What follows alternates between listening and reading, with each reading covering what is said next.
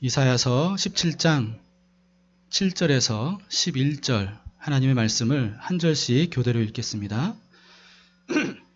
그날에 사람이 자기를 지으신 이를 바라보겠으며 그의 눈이 이스라엘의 거룩하신 이를 뵙겠고 자기 손으로 만든 제단을 바라보지 아니하며 자기 손가락으로 지은 아세라나 태양상을 보지 아니할 것이며 그날에 그 견고한 성읍들이 옛적에 이스라엘 자손 앞에서 버린 바 된 숲을 속의 처소와 작은 산 꼭대기의 처소 같아서 황폐하리니 이는 내가 내 구원의 하나님을 잊어버리며 내 능력의 반석을 마음에 두지 아니한 까닭이라.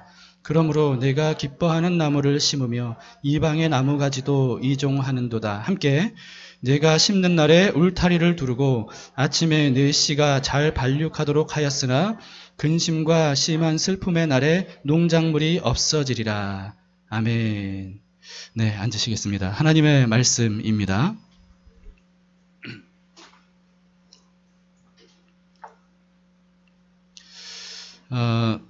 제가 20대 중반에 처음 총신신대원 들어갔을 때예요. 얼마나 기뻤는지 모릅니다.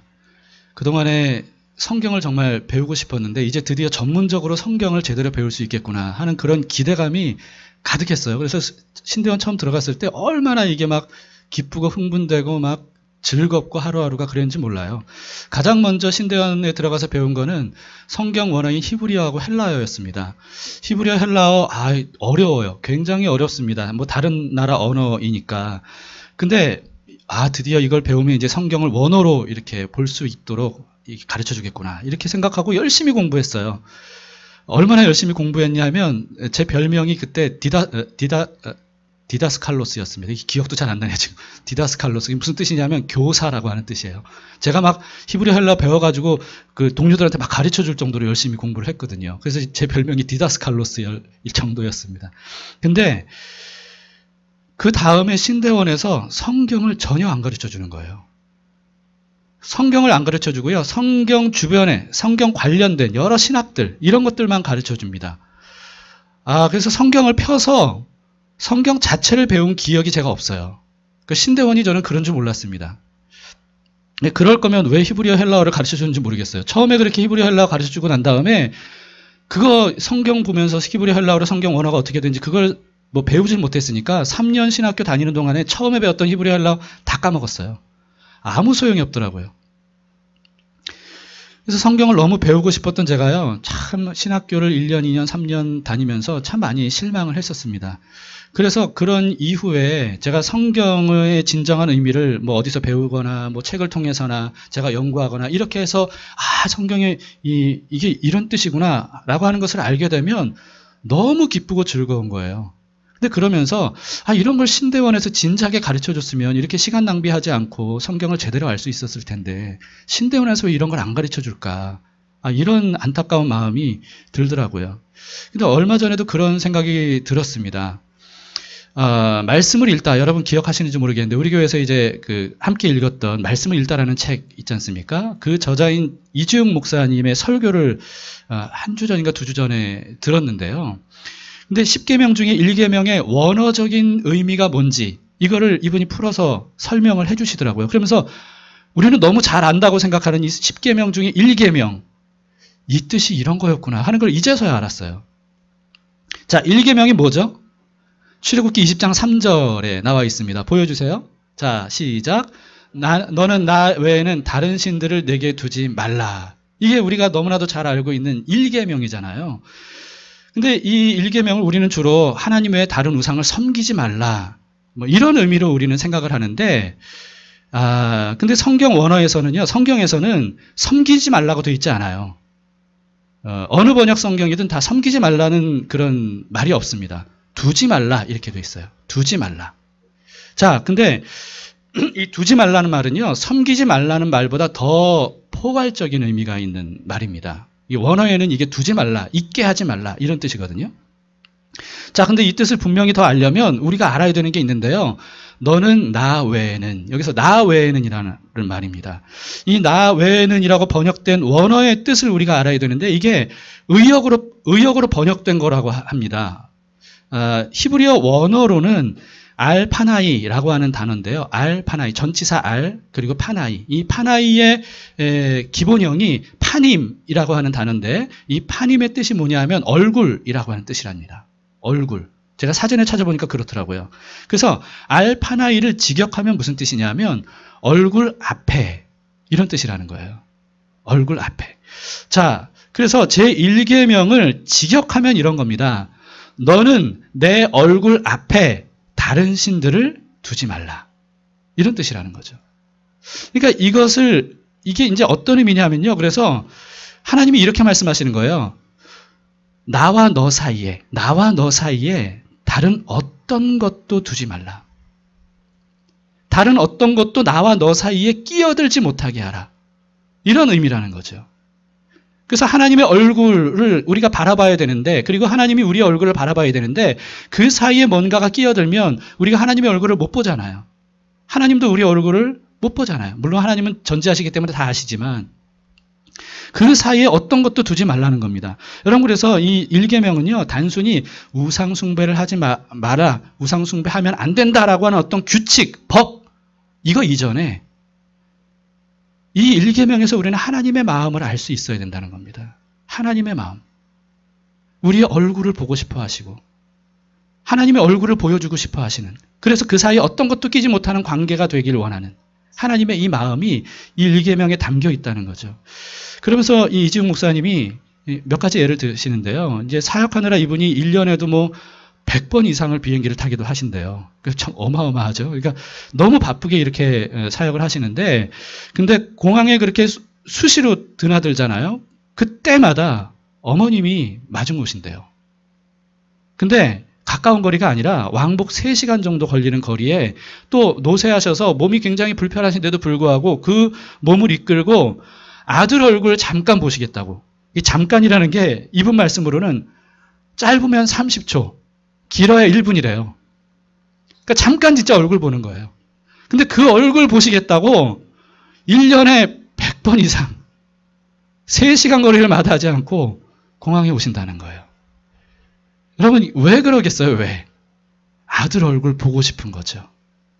아들 얼굴을 사진으로, 뭐 영상으로, 뭐 또 통화하면서 음성으로 뭐 보고 들을 수 있어요. 근데 그걸로 안 되는 거예요. 직접 만나서 그 얼굴 30초라도 1시간이라도 보고 뺨이라도 한번 어루만지고 그리고는 돌아가시는 거예요. 그래서 막 이지웅 목사님이 속상하대요. 그런 걸 보면. 왜 이렇게 힘든데 여기까지 나오셔서 그 30초 1분 보실 거. 근데 그게 어머니 마음이라는 거죠. 바로 1계명을 말씀하신 하나님의 마음이 이런 거라는 겁니다. 여러분, 사랑하는 관계는 그래요. 사랑하면 가치 있는 것, 그걸 원하죠. 얼굴 보고 그걸 원하죠. 근데요, 사랑하고 사랑하면 가치 있는 것만으로 만족하지도 못해요. 가치 있는데 딱 붙어 있으려고 해요. 더 붙어 있으려고 해요. 이게 사랑하는 마음입니다. 그래서 둘 사이에 다른 어떤 것 끼어들기를 원치 않아요. 그게 바로 우리를 향하신 하나님의 마음이고 1계명이 바로 그러는 거죠. 하나님이 그걸 말씀하시는 겁니다. 너와 나 사이에 네 얼굴을 가릴 만한, 내 얼굴을 가릴 만한 어떤 것도 끼어들지 못하게 해라. 나는 너를 만나고 싶다. 나는 너와 함께하고 싶다. 나는 너와 교제하고 싶고 너와 사랑을 나누고 싶다. 라고 하는 하나님의 마음이 여기 담겨 있다는 겁니다. 여러분, 이렇게 말씀의 본래 의미를 알면 알수록 하나님이 어떤 분인가라고 하는 것을 우리는 그때 비로소 깨닫게 됩니다. 그래서 말씀을 제대로 배우는 게 필요하고, 그리고 말씀을 또 제대로 가르쳐 주는 게 필요하죠. 죄가 뭡니까, 여러분? 죄가 뭡니까? 하나님과 우리 사이를 갈라놓는 게 죄예요. 죄는 하나님과 우리 사이를 갈라놓습니다. 그 사이에 끼어드는 거예요. 하나님은 항상 변함없이 우리와 함께하길 원하시면서 우리를 사랑하셔요. 그런데 우리는 어때요? 우리는 그렇지 못할 때가 많이 있습니다. 하나님과 나 사이에 자꾸만 다른 것들을 놓아요. 다른 것들. 하나님이 안 보일 정도로, 하나님을 못 볼 정도로 돈, 욕망, 쾌락, 성공, 권력, 명예, 어떤 사람, 동물, 요즘에는 뭐 동물도 그 사이에 많이 껴놓죠. 여러분, 그렇게 이런 것들이 온통 내 눈에 그것들만 보이는 거예요. 그러니까 그런 것들이 온통 내 관심사이고 내 사랑의 대상이고 내가 의지하는 대상이고 내가 믿는 대상이다 보니까 하나님의 얼굴이 안 보이는 거예요. 하나님이 계신지를 잊어버리는 거예요. 이게 바로 죄이고 그런 것들이 바로 우상이라는 겁니다. 카일 아이들먼의 내 마음은 전쟁터, 이것도 우리가 함께 읽었던 책이거든요. 이 책의 서문에 8살 어린 딸 모건과의 대화가 나옵니다. 모건이 잠자리에 들 때 아빠가 이제 가서 기도해 주려고 갔는데 이 아이가 막 신나게 10계명을 자기가 외웠다고 그러면서 아빠 앞에서 막 외우는 거예요. 1계명 뭐 하면서 외웠겠죠. 10계명까지 다 외웠어요. 그러니까 아빠가 너무 기뻐서 칭찬을 해줬어요. 근데 이 카일 아이들먼이 목사님이잖아요. 이 목사 직업이 발동이 된 거예요. 그래서 이 어린 딸에게 묻는 거죠. 그럼 너 이 10가지 계명 중에 하나라도 어긴 거 있어? 물어봤대요. 그 어린 딸에게 그걸 왜 물어봐요? 물어봤대요. 그러니까 이 딸이 당황한 거예요. 칭찬 받고 끝내려고 그랬는데 당황한 거예요. 그래서 머뭇머뭇하더래요. 근데 이 아빠가 집요하게 물어보더래요. 물어본 거예요, 아빠가. 구체적으로 너 거짓말 한 적 있어? 그랬더니 이 아이가 고개를 끄덕끄덕. 그리고 너 친구가 탐낸 적 있어? 뭐 이런 식으로 하나씩 취조를 하는 겁니다. 그러니까 이 아이가 당하는 거잖아요. 이러려고 말한 게 아닌데 당한 거잖아요. 막 이렇게 하나하나 이렇게 취조를 받다가 회심의 한 방을 아빠한테 날리는 겁니다. 그게 뭐냐면 아빠 그래도 내가 하지 않은 거는 딱 하나 있어. 그건 뭐냐면 절대 나는 우상을 만든 적 없어. 이렇게 말했대요. 그러니까 이 아빠가 그 얘기를 듣고 더 이상 말하지 않고 칭찬해주고 기도해주고 잠을 재웠다고 합니다. 근데 그때 이 카일 아이들먼이 이 딸에게 꼭 해주고 싶었던 말이 있대요. 얘야, 사실 다른 계명을 다 어기는 이유가 첫 번째 계명을 어기기 때문이야. 이걸 가르쳐주고 싶었대요. 마틴 루터도 그런 말을 했답니다. 우리가 첫 계명을 먼저 어기기 때문에 다른 9가지 계명을 어기는 것이다. 라고 하는 거죠. 여러분, 우리는 어떻습니까? 우리의 모든 문제가 사실은 제1계명에서 걸리기 때문이에요. 우리는 제1계명을 통과하지 못하고 있습니다. 그러면서도 우리는 모건처럼 나는 우상숭배만은 안 했다고 이렇게 착각을 하는 거죠. 자부하는 거죠. 왜 우리가 그런 자부를 합니까? 우린 뭐 장승 앞에 절한 적도 없고 뭐 조상제사도 하지 않고 뭐 어디 점쟁이 집에 간 적도 없고 가신 분들도 계시겠지 모르겠지만 뭐 부적 들고 다닌 적도 없고 여기 부적 갖고 오신 분 없죠.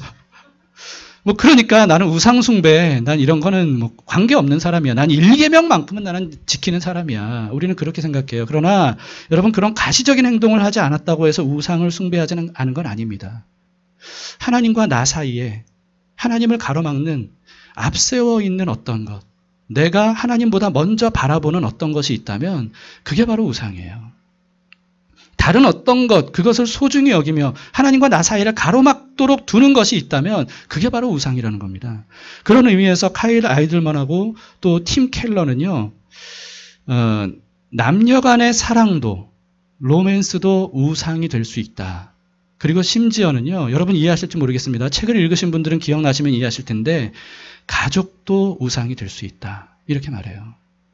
남편도 아내도 우상이 될 수 있고 사랑하는 딸, 아들도 우상이 될 수 있다.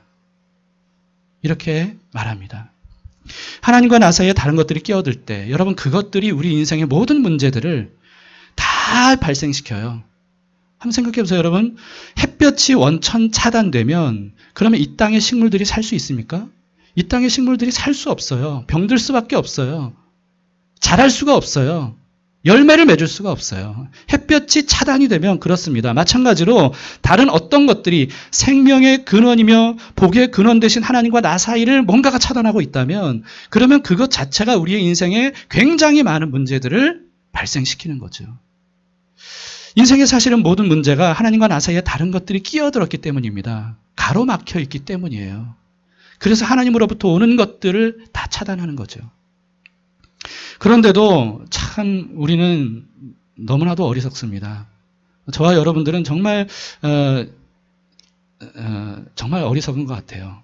이런 문제들이 생기면 그 원인을 깨닫지 못해요. 하나님과의 관계가 차단이 되었기 때문이라는 것을 깨닫지 못해요. 그러니까 다른 데서 자꾸 해결하려고 해요. 하나님 외에 더 많은 것들로 해결하려고 해요. 그래서 우리는 이렇게 생각할 때가 많이 있습니다. 아, 돈을 더 많이 벌 수만 있다면 이 문제가 해결이 될 텐데. 조금만 더 성공하면 내가 해결이 될 텐데. 이 대학에 들어가고 이 직장에 내가 취업만 하면 그러면 내 문제가 해결이 될 텐데.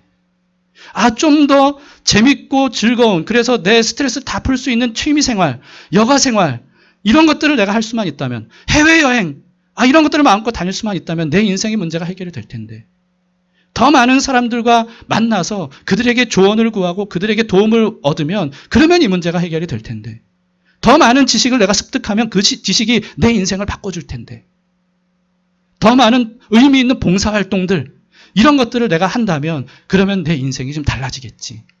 여러분, 우리는 이런 것들로 문제를 해결하려고 한다는 거죠. 그러다 보니까요, 하나님은 항상 제일 뒤로 밀어놓는 거예요.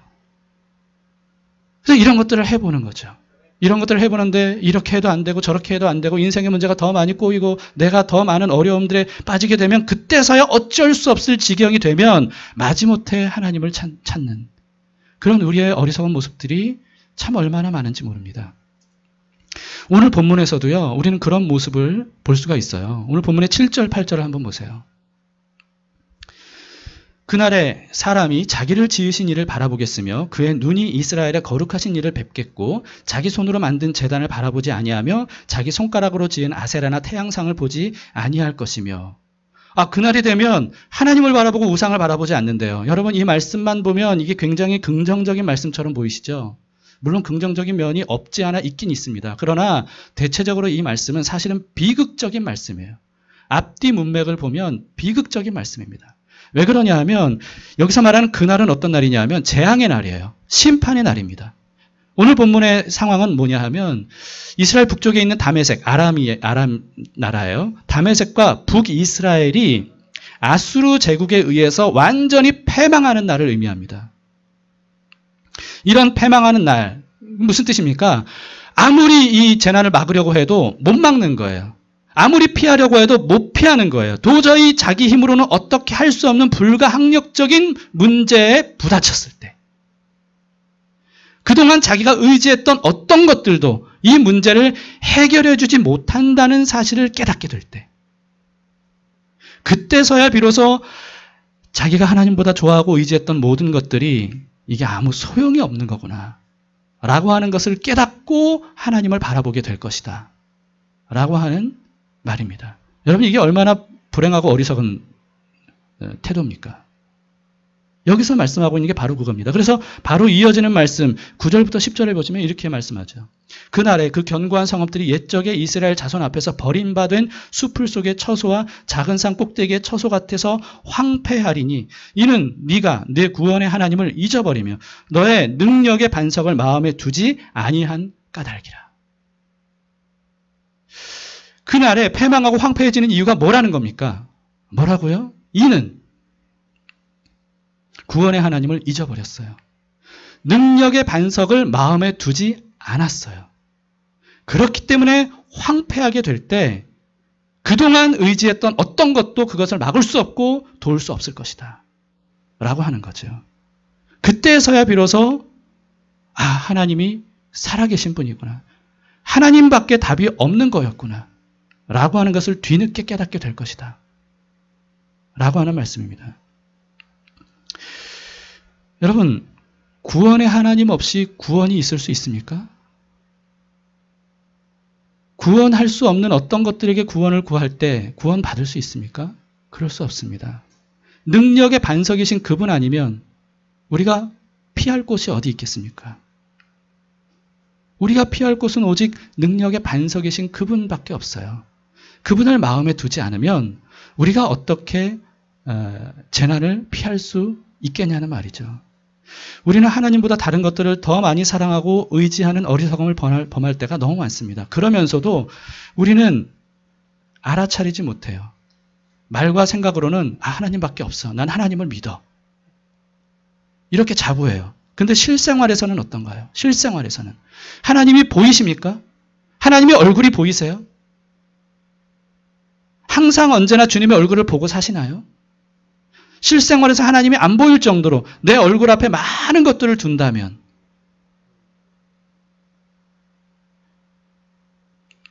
그러면 겉으로는 아무리 믿음 좋은 것처럼 보여도요. 교회에서는 믿음 좋은 것처럼 보여도 결코 인생에 좋은 열매를 맺을 수가 없다는 거죠. 오늘 본문의 11절에서도 그 말씀을 하고 있는 겁니다. 11절 보시면 내가 심는 날에 울타리를 두르며 아침에 내 씨가 잘 발육하도록 하였으나 근심과 심한 슬픔의 날에 농작물이 없어지리라. 무슨 뜻입니까? 하나님 없이 마음에 하나님을 두지 않고 구원의 하나님을 의지하지 않고 아무리 좋은 열매를 얻기 위해 애쓰고 수고하고 땀 내고 울타리를 두르고 뭐 자기가 할 수 있는 모든 것들을 다 한다 할지라도 결국은 어떻게 된다는 겁니까? 하나님 나 사이에 하나님이 안 보일 정도로 다른 모든 것들을 의지하고 그런 노력들을 한다고 하더라도 결국은 황폐해질 거라는 거예요. 농작물을 거두지 못할 거라는 겁니다. 좋은 열매 맺을 수 없다는 거예요. 자, 근데요, 참 우리는 무지하고 어리석습니다. 그래서요, 우상이 우상인지조차 알아채질 못해요. 그러니까 난 우상 숭배는 만큼은 안 해. 이렇게 생각하는 거죠. 그러면서 난 우상 숭배한 적 없는데 막 억울해할 때도 있어요. 그러면서 하나님 탓으로 막 돌리는 거죠. 우리가 우상을 우상이라고 여기지 못하는 이유는 우상은 나쁜 것이라고 생각하기 때문이에요. 여러분 이거 오해하지 마세요. 우상은 나쁜 것이다. 그럼 우상이 좋은 거라는 뜻인가? 무슨 뜻이냐면요. 좋은 것은 우상이 아니라고 생각하는 거예요. 좋은 것은. 유익한 것, 좋은 것, 선한 것 이런 것들은 우상이 아니다라고 생각해요. 그러나 여러분 우리가 우상으로 삼는 게 뭔지 아세요?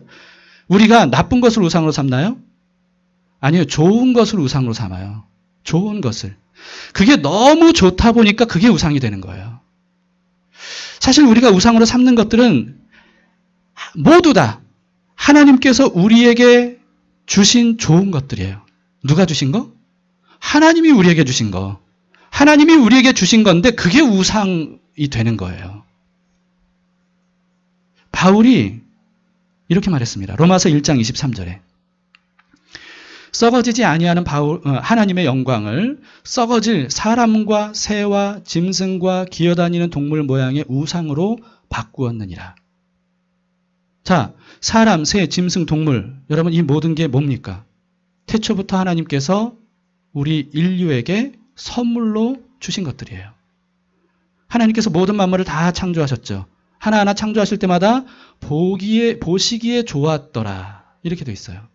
보시기에 좋았. 여러분 완벽하신 하나님 눈에 보실 때도 보시기에 좋은 것들을 창조하신 거예요. 그리고 어떻게 하셨어요? 마지막 날에 아담과 하와를 창조하시고 그 모든 것들을 선물로 그 좋은 모든 것들을 선물로 아담과 하와에게 인류에게 선사하신 거죠. 선물로. 왜? 사랑하니까. 어차피 그 모든 것들 인류에게 선물로 주시려고 창조하신 거예요. 하나님은 아낌없이 다 주셨어요. 그런데 사람이 어떻게 했다는 겁니까? 그걸 우상 삼았다는 거예요. 여러분 너무나 좋은 선물을 받은 나머지 그 모든 선물을 주신 분보다 하나님이 주신 그 선물들 이걸 더 좋아하고 사랑하게 되는 거예요. 그게 우상이에요. 이게 우리의 문제입니다. 좋은 것을 주신 분을 기억하지 않아요. 좋은 것을 주시는 분을 중요하게 여기지 않아요. 오히려 하나님이 주신 그것들 이런 것들에 탐닉하느라 결국은 하나님을 멀리하는 거죠. 이게 인간의 어리석음이라는 겁니다. 여러분 이런 기억 있으십니까? 삼촌이 어린 조카에게 이 아이가 뭘 좋아할까? 그러면서 편의점에 가서 얘가 좋아하는 거를 탁 사줬어요. 옛날에 미나가 마이쮸를 엄청 좋아했는데 꽃송이, 초코송이 이거 엄청 좋아. 그래서 많이들 사줬잖아요. 여러분 근데 그런 거 사줄 때 어떤 마음이에요? 물론 이 아이가 좋아하니까 이 아이가 그걸 맛있게 먹는 걸 원하지만 어떤 의미에 그걸 주면서 이거 내가 사준 거야. 다름 아닌 내가 사준 거야. 그러니까 그 아이의 환심 사고 싶은 거 아니에요. 그 아이의 사랑을 받고 싶고 뽀뽀라도 한번 받고 싶고 그 아이가 날 좋아해 주기를 바라는 그런 마음 아닙니까? 사줘요. 이 아이가 너무 좋아하는 거예요. 근데 이제는 삼촌 필요 없어. 여기에만 집중하고 이것만. 근데 그 삼촌이 그래서 뭐 이 아이한테 막 다가가서 뭐 맛있니? 뭐 어떠니? 나도 하나 줄래? 뭐 이러면 이 아이가 어떻게 하냐면 그때부터 도망다녀. 삼촌이 내 거 뺏어갈까봐. 그런 기억 없으세요? 그런 일들 없으세요? 있잖아요. 여러분 이런 유치한 모습이 우리에게도 얼마나 많이 있어요. 여러분 그럴 때 이 삼촌은요 딜레마에 빠지는 거예요. 과연 이 아이에게 과자를 이 아이가 좋아하는 걸 어떻게 줘야 될까? 라고 하는 거예요. 이걸 주면 얘가 좋아하는 것을 주면 줄수록 이 아이가 오히려 그걸 빼앗길까 봐 날 도망다니니 그냥 주면 안 되겠다 이런 생각이 드는 거죠. 여러분 이게 바로 하나님과 나 사이의 딜레마인 거예요. 우리는 지난주에 하나님의 본심이 뭔지를 봤습니다. 하나님의 본심은 우리에게 고난을 주거나 어떤 근심, 재앙을 주시는 게 아닙니다. 하나님의 본심은 뭡니까? 우리에게 평안을 주시는 거예요. 우리에게 복을 주시는 거예요. 우리에게 좋은 걸 주시고 싶어 하셔요. 하나님의 본심은 그거예요. 좋은 걸 주고 또 주고 싶어 하셔요. 여러분 오죽하면 하나님이 모든 천지 만물을 아담과 하와 우리 인류에게 다 선물로 주셨겠어요. 하나님이 아까워하실 게 뭐가 있습니까? 사랑할 대상으로 우리를 만드셨는데 지금도 마찬가지예요. 하나님은 여러분들에게 정말 아낌없이 복을 쏟아부어 주기를 원하셔요. 이게 하나님의 본심입니다. 그런데 문제는 뭐예요? 좋은 걸 주면 그것보다 하나님을 더 사랑하는 거예요. 하나님과 나 사이에 그걸 두는 거예요. 하나님의 얼굴을 보는 대신에 그것만 바라보는 거예요. 오히려 하나님을 멀리하는 거예요. 그걸 주신 하나님을 잊어버리고 그거 뺏길까 봐, 하나님이 그거 뺏어갈까 봐, 내 행복 뺏어갈까 봐 하나님을 멀리해요. 하나님을 꺼려요. 하나님의 얼굴을 돌려요. 그리고는 그거 붙들고 있는 거예요. 이게 우리의 인간의 어리석은 모습이죠. 그러니 여러분 하나님께서 마음껏 복을 주실 수 있겠냔 말이에요.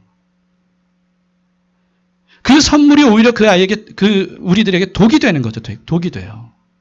그러니 주고 싶어도 못 주시는 게 이 하나님의 딜레마인 겁니다. 여러분 이 딜레마 하나님 마음을 아셔요? 우리는 어린아이처럼 이런 유치하고 어리석은 모습들을 가지고 있는 거예요. 주신 분이 얼마나 귀한지 그 주신 분의 마음을 헤아리질 못하고 우리 눈앞에 보이는 것들 그게 전부라고 생각하고 오히려 하나님께로부터 도망 다니려고 하는 이런 우리의 모습이 얼마나 많이 있습니까? 여러분 실제로 받은 복 때문에 망하는 사람들이 얼마나 많아요. 그러면 또 우리는 이런 생각을 할 때가 있어요. 아 하나님 저는 그렇지 않을 자신이 있습니다. 저에게 한번 정말 복을 줘보세요. 그런 분이 제일 위험해요. 그런 분이 제일 위험합니다. 그런데도 사람들은요, 우리들은 하나님 외에 더 좋은 것, 더 많은 복 이것만 추구해요. 이런 것들을 음란하듯 성경의 표현입니다. 음란하듯 끌어안아요. 탐닉해요. 섬겨요 심지어. 그럴수록 하나님을 멀리해요. 하나님께서 아무리 말씀하셔도 들으려고 하지 않아요. 반면에 하나님이 너 인생 불편하게 만드는 분이야. 널 불행하게 만들 거야. 네 거 뺏어갈 거야. 라고 속삭이는 사탄의 속삭임에는 우리가 즉각 반응하고 동의하는 우리의 어리석음이 있습니다. 여러분 이렇게 하나님과 나 사이에 점점 더 많은 것들을 두게 되면 그러면 이제 하나님과의 관계가 멀어지는 거예요. 그리고는 하나님과 상관없는 삶을 살아가게 되는 거죠. 하나님 없는 삶, 하나님이 안 보이는 삶, 그런 삶을 살게 되는 겁니다. 그러면 결국 심판이 임하게 되는 거예요. 여러분 최후의 심판 이전에 가장 큰 심판이 뭔지 아십니까? 최후의 심판 이전에 가장 무서운 심판. 로마서 1장 23절, 26절, 28절에 반복해서 말씀하고 있는데 한번 보세요. 그러므로 하나님께서 그들을 마음의 정욕대로 더러움에 어떻게 하셨다고요? 내버려 두사 그들의 몸을 서로 욕되게 하게 하셨으니 26절. 이 때문에 하나님께서 그들을 부끄러운 욕심에 어떻게? 내버려 두셨으니 곧 그들의 여자들도 순리대로 쓸 것을 바꾸어 영리로 쓰며 28절. 또한 그들이 마음에 하나님 두기를 싫어하며 하나님께서 그들을 그 상실한 마음대로 어떻게 하셨어요? 내버려 두사 합당하지 못한 일을 하게 하셨으니. 여러분 여기서 하나님이 이렇게 욕되게 하셨으니 못하게 하셨으니 이것은요 가만히 있는 사람을 충돌시켜서 이런 잘못을 범하게 하셨다는 뜻이 아닙니다. 그게 아니라 그런 악한 일들을 계속하려고 하는 사람들을 그냥 내버려 두셨다는 거예요.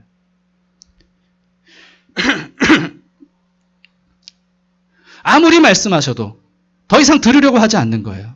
그렇게 하면 안 돼. 그건 널 망하게 할 거야. 그건 널 죽게 할 거야. 그건 죄야. 하나님, 나와 너 사이를 가르는 거야. 그걸 멀리 해야 돼. 돌아와라. 라고 아무리 말씀하셔도 책망하셔도 회개하려고 하지 않고 귀 막고 자기 소견에 오른 대로 살아가려고 할 때 끝까지 그렇게 하면 하나님이 결국은 어떻게 하신다는 겁니까? 내버려 두신다는 거예요. 그래, 어쩔 수 없다. 네가 하고 싶은 대로 해봐. 내버려 두시는 거예요. 여러분 우리도 아이 키울 때 그럴 때 있지 않습니까?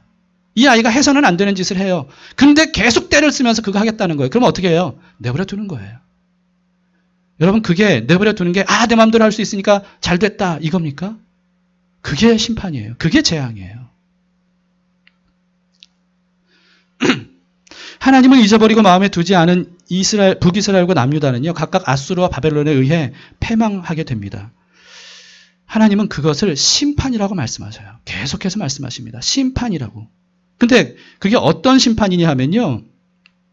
내버려 두시는 심판이에요.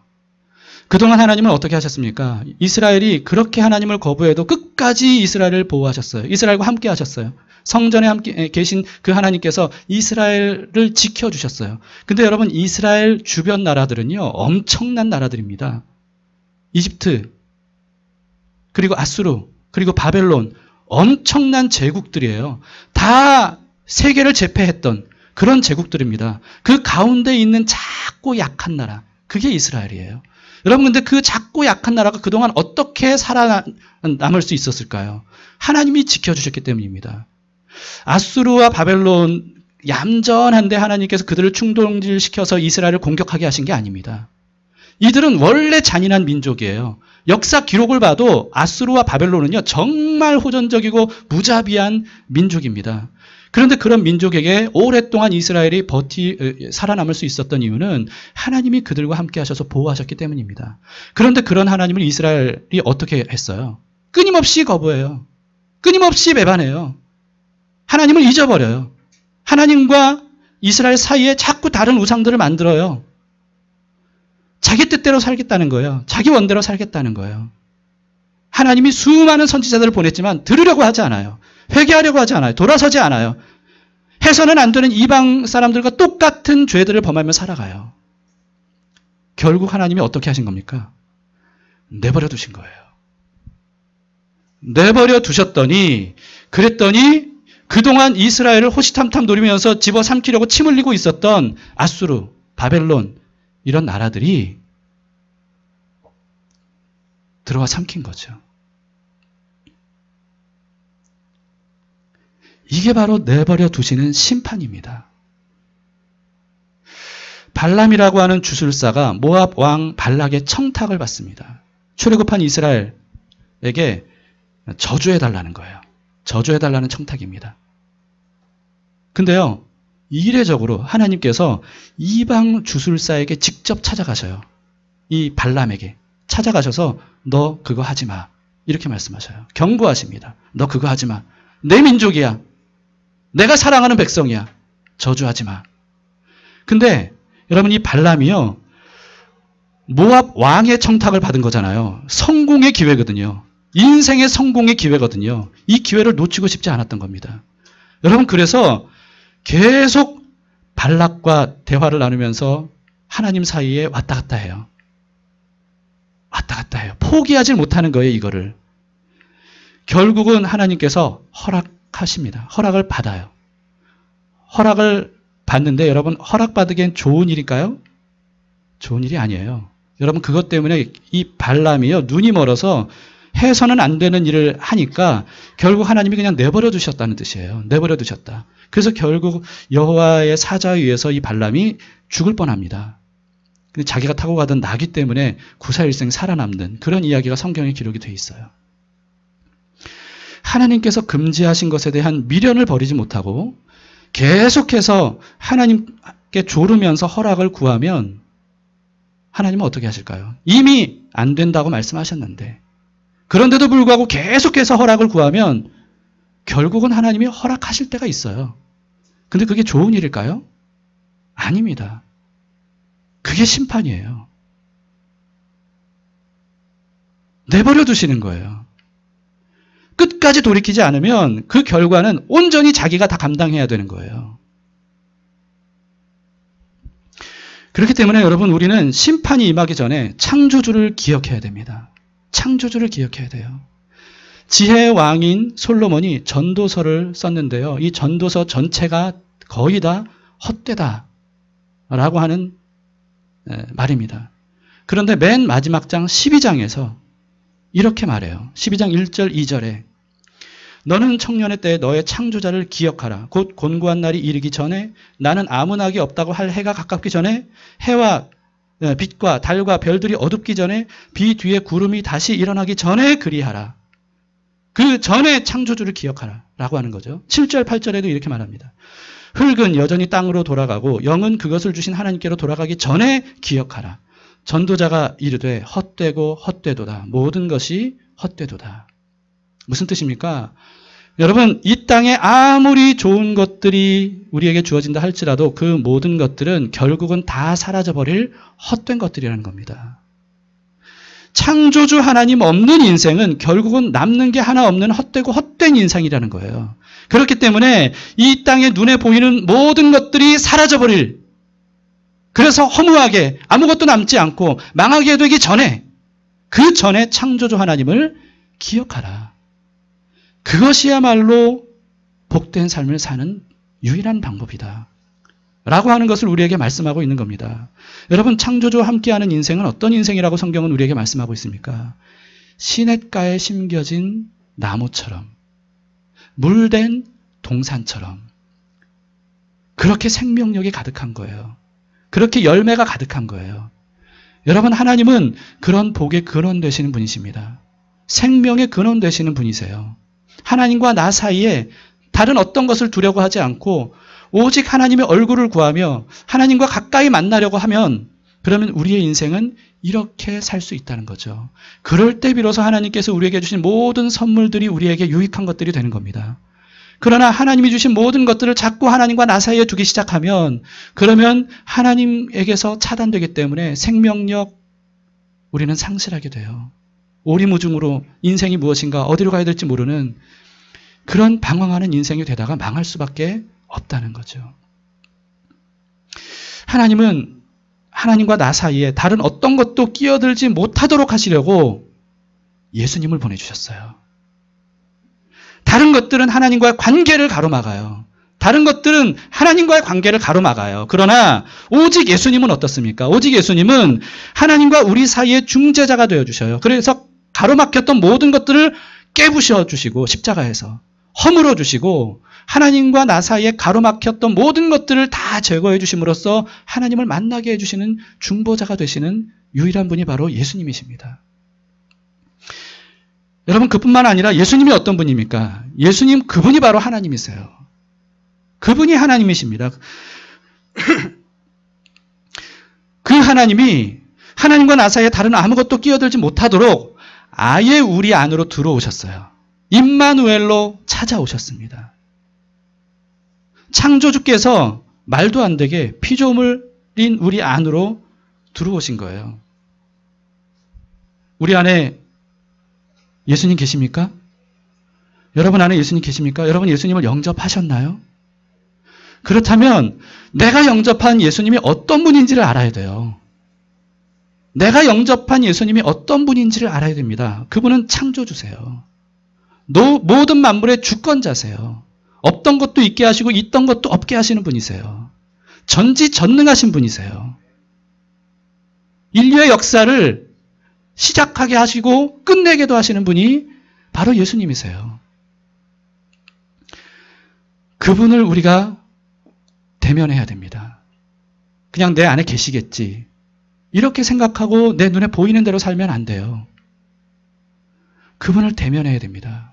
예수님이 어떤 분인가? 내 안에 계신 분, 내가 모신 분이 어떤 분인가? 모든 만물보다 훨씬 크신 분, 아니, 훨씬 크신 정도가 아니고요. 그 모든 것들을 만드신 분이에요. 우리 마음에 모신 예수님, 그분은 우리가 무시해도 될 만한 그런 분이 아닙니다. 역사를 꿰뚫고 우리에게 찾아오신 분이세요. 우리 인간의 모든 문제를 해결하실 뿐만 아니라 우리에게 가장 좋은 것을 주려고 오신 분이 바로 예수님이십니다. 지금도 살아계셔서 산 자와 죽은 자의 주가 되어주신 분입니다. 여러분, 그래서 하나님과 나 사이에 다른 어떤 것도 두기를 원치 않으신다면, 주님, 이제는 더 이상 하나님과 나 사이에 다른 어떤 것도 두지 않겠습니다 라고 원하신다면 방법은 단 하나밖에 없어요. 하나님과 나 사이에 예수님을 두는 거예요. 예수님을 모시는 거예요. 그분을 바라보는 거예요. 그분을 통해 하나님 앞으로 나아가는 거예요. 눈에 보이지 않는 하나님을 우리가 어떻게 볼 수 있습니까? 예수님을 통해 볼 수 있어요. 백문일답 예수 그리스도. 여러분, 그분으로 인하여서 비로소 우리는 하나님과 나 사이에 있는 문제들이 해결이 되고, 그리고 하나님으로부터 오는 모든 좋은 것들을 받아 누릴 수 있는 삶을 살 수 있게 되는 거죠. 이게 바로 새로운 피조물입니다. 예수님이 그것을 위해 우리에게 오셨습니다. 예수님의 하나님과 나 사이에 다른 어떤 것을 두지 말길 바랍니다. 오직 예수님, 그분을 통해 하나님 앞으로 나아가세요. 가까이 나아가시기 바랍니다. 삶의 어떤 문제라도 그 문제보다 하나님, 예수님은 훨씬 크신 분입니다. 훨씬 능하신 분입니다. 그분을 의지할 때 더 이상 염려, 두려움이 아니라 그분을 의지함으로 적진의 담을 뛰어넘는 그런 담대함을 우리가 가질 수 있는 거죠. 오늘 우리가 찬양 부르면서 고백하지 않았습니까? 거친 파도 날 향해 와도 주와 함께 날아오르리. 이것이 우리의 믿음의 고백이 될 수 있는 이유는 뭡니까? 우리와 함께 하시는 그분이 전지전능하신 하나님이기 때문에 그렇습니다. 온통 이 세상은 거친 풍랑 같은 일들이 일어납니다. 예수 믿어도 우리는 그런 거친 풍랑을 만나는 인생이에요. 그러나 우리에게는 그보다 훨씬 강하고 능하신 하나님, 그분이 임마누엘로 함께 하십니다. 우리의 눈을 떠서 주의 얼굴을 바라보세요. 우리 안에 찾아오셔서 우리와 언제나 한순간도 멀어지려고 하지 않는 그 예수 그리스도, 그분을 바라보세요. 그분이 우리의 삶의 해답이 되십니다.